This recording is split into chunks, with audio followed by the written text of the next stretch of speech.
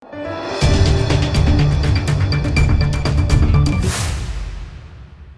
દર્શક મિત્રો, આપ જોઈ રહ્યા છો લોકમૈત્રી ન્યૂઝ. હું છું એન્કર કવિતા પટેલ. હવે જોઈએ અગત્યના સમાચાર. દાહોદ જિલ્લાના સિંગવડના તોરણી પ્રાથમિક શાળામાં આચાર્ય ગોવિંદ નટ દ્વારા 6 વર્ષીય બાળકી જોડે દુષ્કર્મ અને હત્યાના મામલામાં કોર્ટનો ચુકાદો. શિક્ષણ જગતને શર્મસાર કરતો એક બનાવ દાહોદ ખાતે બન્યો હતો, જેમાં દાહોદ જિલ્લાના સિંગવડની તોરણી પ્રાથમિક શાળામાં આચાર્ય ગોવિંદ નટ દ્વારા 6 વર્ષીય બાળકી જોડે દુષ્કર્મ અને હત્યાનો બનાવ બન્યો હતો, જેને સમગ્ર ગુજરાતમાં ભારે ચકચાર મચાવી હતી. કલયુગી આચાર્ય ગોવિંદ નટ દ્વારા 6 વર્ષીય બાળકી જોડે દુષ્કર્મ અને હત્યાના મામલામાં ગતરોજ લીમખેડા સેશન્સ કોર્ટ દ્વારા ચુકાદો સંભળાવવામાં આવ્યો હતો. આચાર્ય ગોવિંદ નટને કલમ 304B કલમ બેદરકારી હેઠળ સજા ફટકારવામાં આવી હતી. લીમખેડા સેશન કોર્ટ દ્વારા આરોપી ગોવિંદ નટને 10 વર્ષની સજા અને 2 લાખ રૂપિયા દંડની સજા ફટકારી હતી. સમગ્ર કેસમાં પોલીસ તપાસ ઉપર ગંભીર સવાલ ઉઠ્યા હતા. Reporter Manish Jayshah, Lokmaitri news, Dahod.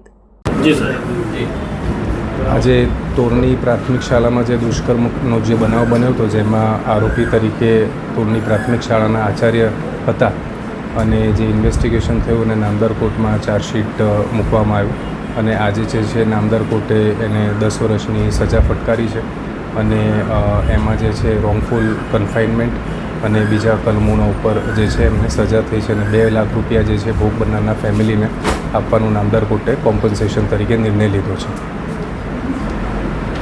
નામદાર સેશન કોર્ટ લીમખેડાએ જે ચુકાદો આપ્યો છે એ લીમખેડા કોર્ટનો એક ઐતિહાસિક ચુકાદો છે.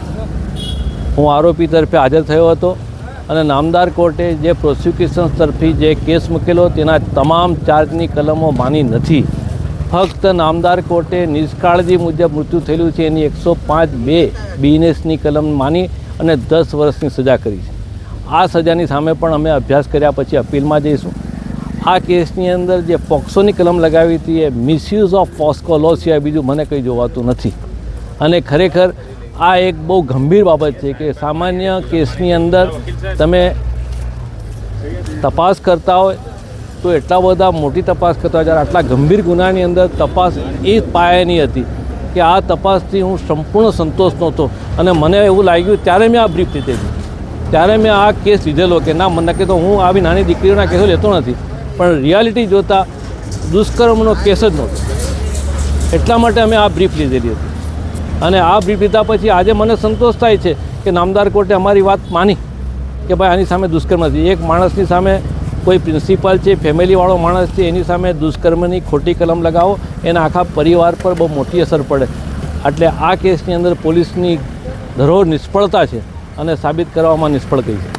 હાલમાં જે સજા કરી છે 105(2) બીએનએસ, 105 બીએનએસની પહેલાં જૂની કલમ 304 પાર્ટ 2.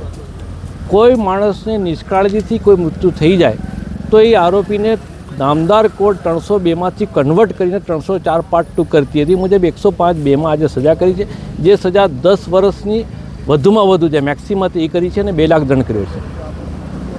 લોકમૈત્રી ન્યૂઝ સાથે જોડાયેલા રહેવા અમારા યુટ્યુબ ચેનલને સબસ્ક્રાઇબ કરી ફેસબુક અને ઇન્સ્ટાગ્રામ પેજને લાઇક અને શેર કરો.